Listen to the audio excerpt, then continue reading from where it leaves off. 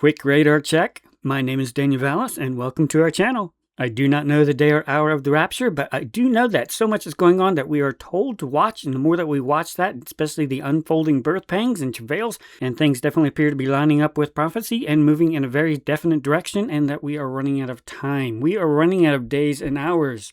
We've talked a lot about 1 Thessalonians chapter 5. For yourselves know perfectly that the day of the Lord, the tribulation, so cometh as a thief in the night. There will be a degree of ambiguity, a little bit of fuzziness about exactly when it starts.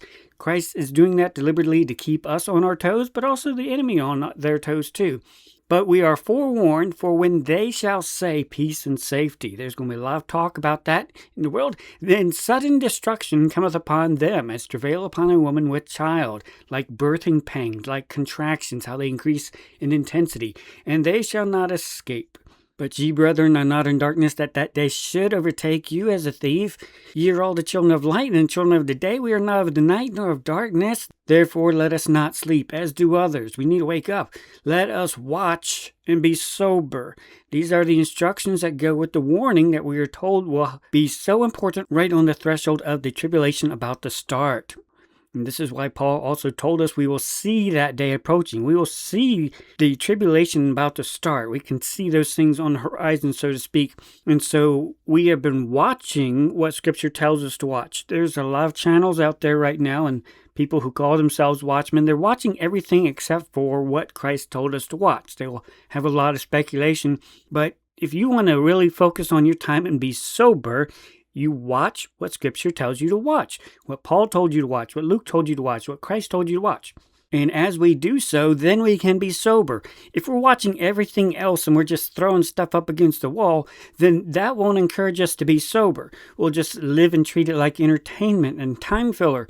But Scripture tells us what to watch for, what to listen for. We will see the birth pangs increase. We will see things moving and accelerating in a certain direction, but also telling us we are running out of time. And if we are not watching, if we're not waking up, we can be robbed too. We can be robbed of crowns, like is described in the letters to the 7 churches.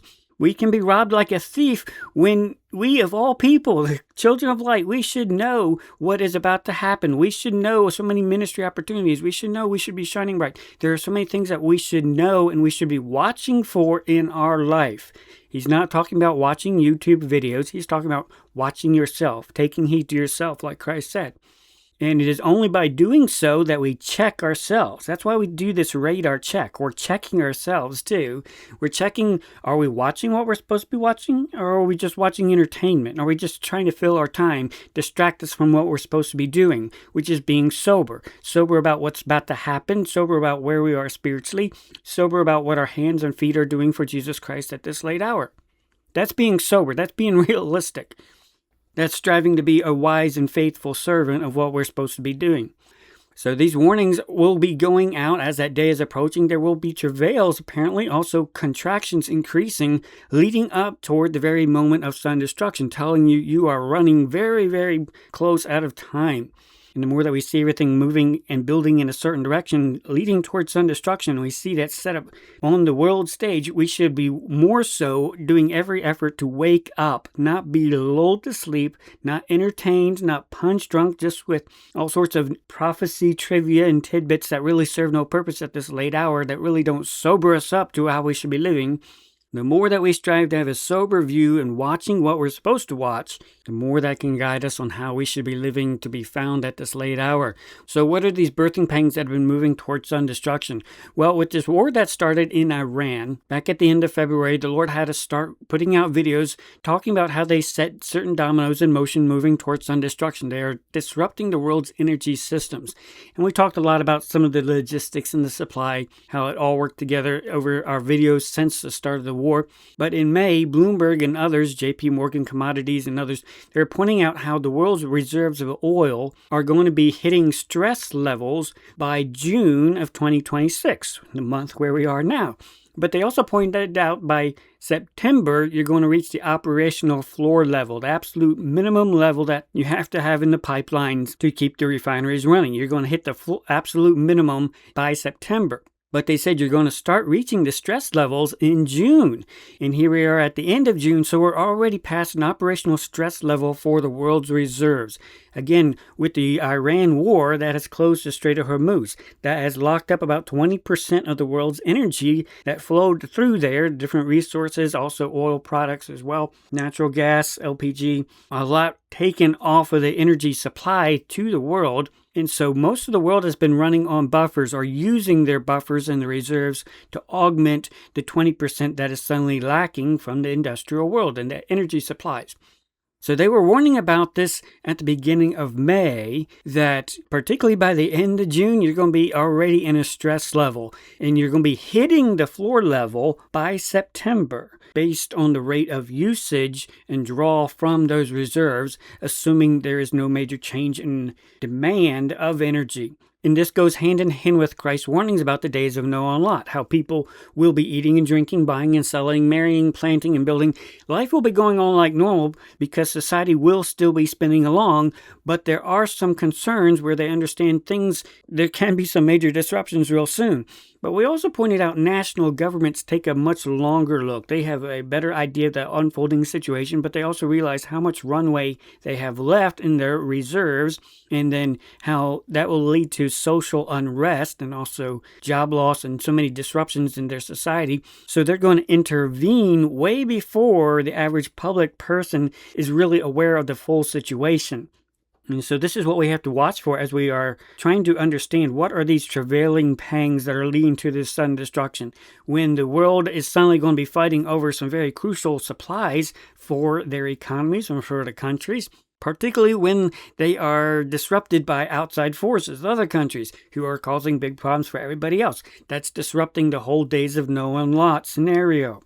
And eventually things are going to get so tight that there is going to have to be some type of intervention to release this stranglehold, is what it appears, this domino series that was set in motion. So as we are watching these travailing pangs, we are trying to observe and understand the logistical sequence that has been set in motion and how soon the governments are going to intervene. What is going to cause them to intervene and clash that can lead to sudden destruction, particularly among some nuclear superpowers, so to speak? What is the story that they're setting up for the public to understand about this sudden destruction that's going to suddenly happen? Well, there is going to be a plausible story in most people's minds that, well, yeah, the way things are going with this war and that's disrupted energy and that caused problems for this country and that country, and then they started to get into a tiff with each other. And then things started getting really desperate, and then nations started getting really desperate too, and they had to intervene. And so there is going to be a plausible scenario, and that's the storyline that we have been seeing put out since the beginning of this war at the end of February. So fast forward to today where we are. Definitely check out the timeline. Look at it every single day. And also please support your watchmen. Buy them a cup of coffee. Buy them an ice cream cone. We don't produce a lot of videos on this channel, but we do update the timeline every single day. Countless hours are spent every single day examining the news and different analysis to keep this timeline updated with geopolitical events, celestial events. So we have the better idea. We have an informed perspective watching what Scripture tells us to watch. So please support your watchmen. You can find a link for the timeline and how to uplift their weary arms in the description box. We are at an important celestial time and also geopolitical time. And again, this goes back to, are we watching what Scripture tells us to watch? Let's not get distracted by stuff you can throw up against the wall. What are we watching? And does that cause us to be sober? Well, we've just seen some recent celestial signs with the conjunction of Venus and Jupiter that have been part of the celestial journey ever since 2014 with the celestial signs. So much has come full circle. We just saw that beautiful reminder in Gemini. But now we are in the month of June, which for most of us here in the Northern Hemisphere, that is pretty much the equivalent to the start of summer. So that also reminds us of Christ's parable that he used, the parable of the fig tree. When his branch is yet tender and putteth forth leaves, ye know that summer is nigh. So likewise ye, when ye shall see all these things, know that it is near, even at the doors. What is near? His arrival, his coming. And so he uses a picture of how springtime, different springtime events with the trees putting forth, that tells you that summer is coming up. It's nigh. Its arrival is coming up. And likewise, he tells us there will be celestial signs. You can look up, lift up your heads, for your redemption draweth nigh. There is going to be an arrival time. And in a picture, he uses it and likens it to the arrival of summer. So right now we're in a month in the Northern Hemisphere, again, typically associated with the start of summer, June, July, and August, the summer months. We're also at the beginning on the Hebrew calendar for the start of their summer months as well. But we also see in just a few days, the beginning of next week, 5th and 6th of July, that is when the sun is going to be in the midst of Gemini, right in line with Sirius, the brightest fixed star. And so we take this into consideration as we look up and lift up our heads. We're looking at what we're supposed to be looking at. We consider the brightest star, the sun, which is as a bridegroom moving along the line. It's going to be in line with Sirius, which is the brightest star, which means prince, which also means coming quickly. And we saw a lot of emphasis of that last year, August 12th, 2025, with the triple morning star reminding us of the last page of the Bible. Behold, I come quickly. Behold, I come quickly. Surely I come quickly. 3 reminders, 3 celestial signs. And so we also saw that reminder on March 11th of this year, right at the beginning of this Iran war. So a lot tells us that the enemy is aware of the celestial time. Our celestial learning journey has been coming full circle where it started in 2014, coming all the way around that celestial circuit along the line described in Psalm 19. And so here, just shortly after so much has come full circle, we also see the sun, again, as a bridegroom, coming to the bright and morning star, which is Sirius, reminding us that he is coming quickly. Who's coming quickly? The bridegroom. So that doesn't tell us the day or hour, but that does have a very profound reminder on the celestial clock, right in the midst of Gemini, reminding us of Christ and his bride as well. But as the sun moves along the line right at the beginning of August, that is when Sirius will be rising as a morning star. Right now it's not a morning star, but around August 8th, depending on your latitude, that's when Sirius rises as a morning star. But in ancient times, it was well understood that that celestial marker typically marked the midst of the dog days of summer, associated with Sirius, which is in the dog constellation. So they knew when the astronomical event happened, when Sirius starts rising as a morning star, and you could start seeing it as a morning star, you're in the midst of the dog days of the summer. It's as hot as it's going to get. The hottest time of summer has now arrived. Springtime was cool, but summer is not nigh anymore. It is right on top of you in the dog days of summer. Now, the dog days, the hottest days, are 20 days before that celestial marker and 20 days after it, so about 40 days approximately. So we take that in consideration now, too, of we're in the start of summer, June, but understanding the hottest days are still up ahead, but not that far off. About 2 weeks away from now, that's when the dog days of summer are really going to start. So that reminds us of Christ's promise, his parable that he even used about his coming. So again, we look at the celestial clock. What else is going on? The sun right in line with Sirius, which means coming quickly. There's a lot of them coming together right here at a very close window, right at this time we're already looking at. And also at the same time, the children of darkness are accelerating the cause of peace and safety and the dominoes that they set into motion back when Jupiter the King was in line with Sirius the Prince, back in March 11th. But we also find very curiously right here in the midst of July is an important warning that the children of darkness, primarily President Trump, put out just a few days ago, telling the world that something very important is going to happen at this marker related to the energy events. Something that is going to require some major worldwide intervention here pretty soon. Let's zoom in on the recent news and find out what that was. June 14th, that's when the Memorandum of Understanding was made with Iran. Trump immediately went on the Truth Social and he said this great deal will bring peace and security to the whole region. Many presidents have tried to make peace with Iran and all have failed before me. The leaders of the region have for the first time found a president who can help them achieve real peace.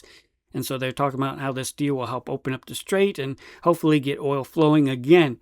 And what they said in the motion was not a peace agreement necessarily. It was a memorandum of understanding of how both sides were going to act while they were going to try to reach final negotiations for a final agreement. So there hasn't been a final agreement yet. This is actually just a memorandum of understanding to help them work toward that. But President Trump immediately put out peace and security, these calls of peace and safety that Scripture tells us sudden destruction is coming when they say this. And so already understanding the Iran war has already been a huge debacle, has already messed up so much in the world's energy systems. And now they're still putting out the same calls by the same individual, the same child of darkness, Donald Trump, peace and security. Scripture tells you these statements should be big red flags that these people are not interested in bringing true peace. They know they are bringing sudden destruction. Donald Trump is deliberately making this worse. Now, 3 days after Trump made this peace and security announcement about this memorandum of understanding with Iran, he went on the news and he made a very public statement that caught a lot of people's attention. But what this does is it allows the ships to go. If we keep bombing, those ships won't be going. And you're talking about $500, $600, $700 million a day. It's a lot of money. A lot of money. That's why the world is okay. It's liquid. It's fine. Also, we run out of reserves in about 4 weeks. You know, there are reserves all over the world, and we would really run out. And there'll be a time when you wouldn't be able to get it. And you want to see Bedlam? Also, we run out of reserves in about 4 weeks. You know, there are reserves all over the world, and we would really run out. And there'll be a time when you wouldn't be able to get it. And you want to see Bedlam? So Trump said the world would run out of oil reserves in 4 weeks, and that put pressure for a peace agreement. He said it would have been bedlam, very crazy in the world if we got to 4 weeks without a peace agreement. Now, of course, he made that statement on June 17th, but he was talking about the process on June 14th.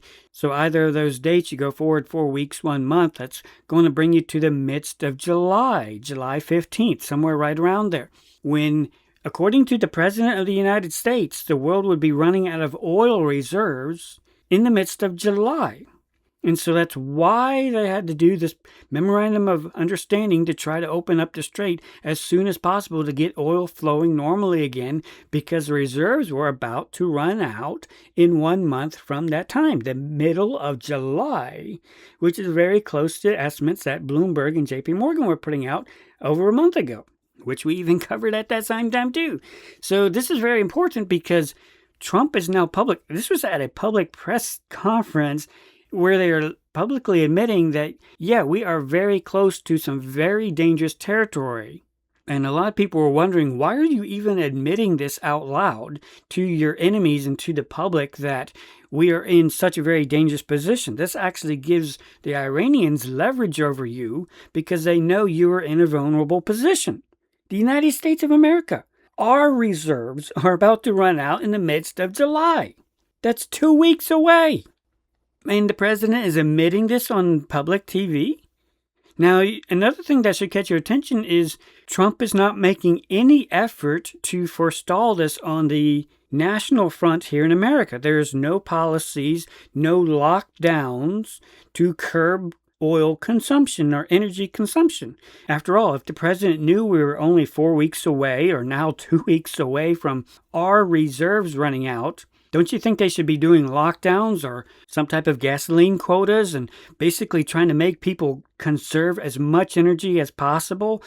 You would think that a president would have the interests of his nation as a top priority. But why isn't Trump acting as though, yeah, we are 2 weeks away from hitting our reserve limits? Why isn't our president acting like we're going to have some major energy problems here in America in about 2 weeks? That he himself admits that, yeah, we would be hitting that. And yes, if we hit that, it's going to be bedlam. It's going to be crazy if we hit that. Not just here in America, but also the world too, he's talking about. So Christians, this is part of waking up and being sober that Donald Trump is driving this country and the world situation, driving it off the cliff on purpose. He's not doing any remedial efforts of, hey, we need to really dial back the energy consumption. We need to start putting quotas on gasoline and all sorts of stuff. We really need to dial back because we're running wide open here and we're burning through this energy way faster than we should be. He's not doing that, which means that he's driving off the cliff on purpose at high speed with his foot on the pedal to the metal. This sudden destruction is being done on purpose. But they're doing these public announcements so that as they get real close to that, the world and the public has the understanding of why things are about to hit the fan, why there is about to be some international intervention that is going to lead to sudden destruction, because things are going to get super desperate all of a sudden. And now President Trump can say, yeah, back in the midst of June, I did tell everybody that we would be hitting this in 4 weeks. But he's not doing anything to avert it, is he? And so the memorandum of understanding was agreed to on June 14th, but even on the same day, Israel was doing things that were disrupting the peace process. And people are taking that into context because Israel had struck the capital of Lebanon, and even Trump had to come out and basically say, this is not very helpful on this day that we're having these peace negotiations here. You'll need to knock it off, because these whole memorandum of understanding, part of it was Israel needs to leave Lebanon alone. And yet on the same day, all this is hitting the fan too. And so even on the very day that this memorandum of understanding is verbally agreed to, they didn't sign anything on that day, there's already an understanding that Israel's the fly in the ointment here. They are going to mess this up because Israel is not following along this agreement. They're not going to go along with it. They're going to mess it up because they have their own interests that they're pursuing. So this memorandum of understanding is only as good as long as Israel doesn't mess it up, which you can't guarantee that. And then further statements over the days after that by Israel, basically they're saying we'll do whatever we want to do. We're going to look after our own interests first. So that's also made this whole memorandum of understanding with Iran very shaky. Just a lot of people not very optimistic that it's going to hold out very long. Now, since the memorandum of understanding, some ships have started to leave the Persian Gulf loaded with oil. And so some people are starting to see, hey, this is promising. But the number of ships that have been going out, it's slowly increased a little bit, but it's nowhere near what it was before the war. And a lot of analysts are pointing out that if you look at the traffic that is going through the Strait of Hormuz, it's really going one way. They're leaving and very few are coming back in. This is a big problem, though. You can see that a lot of ships, the purple, are leaving over there on the right. So the biggest amount of ships that are going through the Strait of Hormuz, they're on the way out. They're exiting. They've been in there for a long time. They're trying to get out. Some of them have been loaded up with oil. Some are just cargo ships and other stuff too. But most of them are on the way out. But that's a big problem because not a lot of empty tankers are coming in to fill up. And if you're trying to get the oil flow restored, you need to have as many empty coming in as full going out, don't you, in order to restore the flow? But there's a lot of hesitancy and also insurance companies and all that keeping ships from entering the Strait of Hormuz because it's so shaky, this memorandum of understanding, and just recent events too have escalated too. So you're seeing ships make a run for the exit, but very few are actually coming in. So the energy flow is not normalizing at all. And analysts have also pointed out many of the ships that are coming in, the empty ships, they're associated with Iran's oil system. So they're Iranian ships that are coming in to refill oil from Iranian ports, and they're going to be selling it and leaving for an Iranian profit. This is not helping the world situation at all. So they like to talk about, so number of ships transited the Strait of Hormuz. Well, how many were going out and how many were coming in? That's the important part. How many are coming in to fill up so they can bring out the oil? Those numbers are actually going down, especially with their events of really the past 72 hours, how things are definitely escalating even now while I'm working on this video. Now, of course, with this whole shaky understanding with Iran, Israel's doing its own thing in Lebanon. And on June 26th, that's when a ceasefire deal was reached by Israel and Lebanon.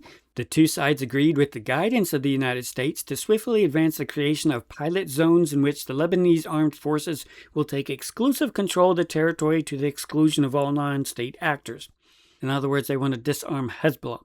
Secretary of State Marco Rubio stated at the signing ceremony that it was aimed at achieving lasting peace and security.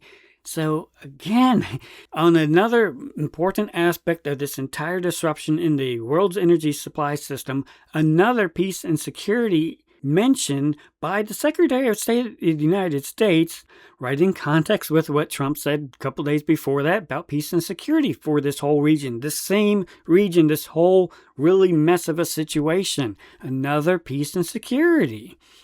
The very next day, as things are starting to unravel a little bit, Kuwait's foreign ministry, quote, "The continuation of these aggressions amid regional and international efforts aimed at de-escalation and reducing tensions represents a dangerous undermining of efforts for peace and stability and a threat to the security and stability of the region." And so you have both of these ironic and hypocritical back-to-back peace and safety statements by ones who are in a dreamland of, oh yes, peace and safety is now coming to the region, then people who are looking at the realistic situation on the ground are saying peace and stability is threatened in this entire region because things are spinning out of control. So it very much is these calls of peace and safety, the entire gamut of it, from very optimistic to very pessimistic and realistic too. Of that the situation is not getting better, it's actually getting worse because all these tit for tats of Iran and U.S. exchanging fire, it's actually increasing on the escalation ladder. And then right in the midst of all this whole situation that is not getting better, it's not helping the world avert away from its reserves hitting bottom in about the midst of July. On top of all that, Ukraine is actually upping their attacks on Russia. And they've really made some major attacks on Moscow oil refineries, really targeting fuel depots.